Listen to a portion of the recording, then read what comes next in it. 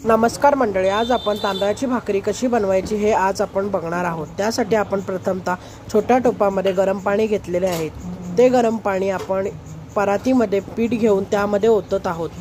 त्यानंतर गरम पाणी ओतल्याने हात भाजू शकतो, म्हणून आपण पलित्याने ते पीठ चांगले मिक्स करून घेत आहोत।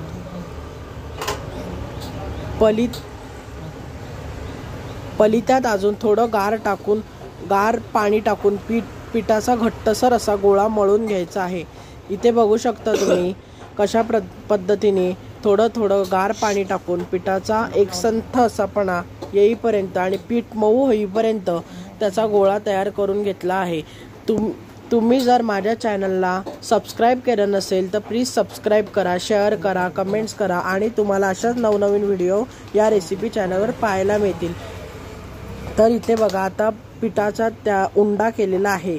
ते उंडा करून पीठ गोल आकारामध्ये गोल आकाराचा उंडा करून ते पीठ परत चपटा उंडा करून घ्यायचा आहे। त्यानंतर खाली परातीत थोडं सुखं पीठ टाकून भाकरी मस्तपैकी थापून घ्यायची आहे।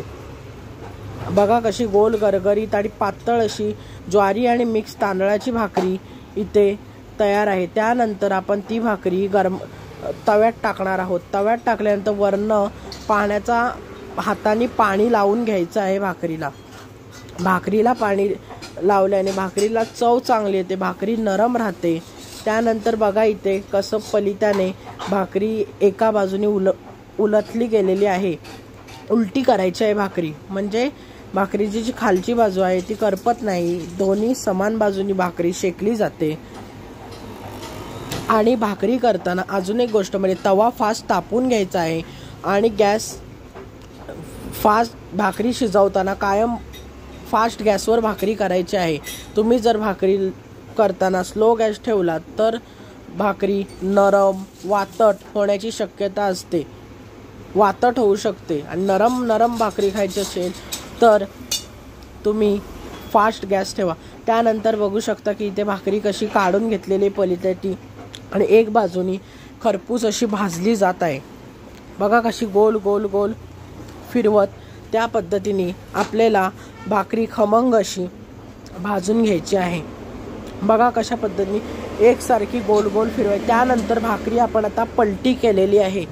भाकरी पलटी केल्याने जी तव्याची उष्णता आहे ती भाकरीला नीट लागते आणि भाकरी पीठ आहे ते सगळ्या बाजूनी शेकलं जातं, नीट शिजतं, पोटाला त्रास होत नाही, भाकरी खायला पण चवीला खूप छान लागते।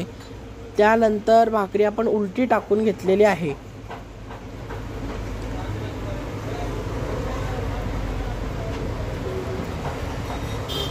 ही भाकरी तुम्ही कोळंबी, मच्छी, चिकन, मटन, भाजी कशाबरोबरही भाकरी खाऊ शकता, बुर्जी बरोबर, अंड्याबरोबर। त्यानंतर बघू शकता कशी भाकरी फुगण्यासाठी पलित्याने त्याच्यावरती थोडंसं दाबून घेतलेलं आहे, त्यामुळे भाकरी खायला नरम होते आणि खायला पण चवीला चांगली लागते।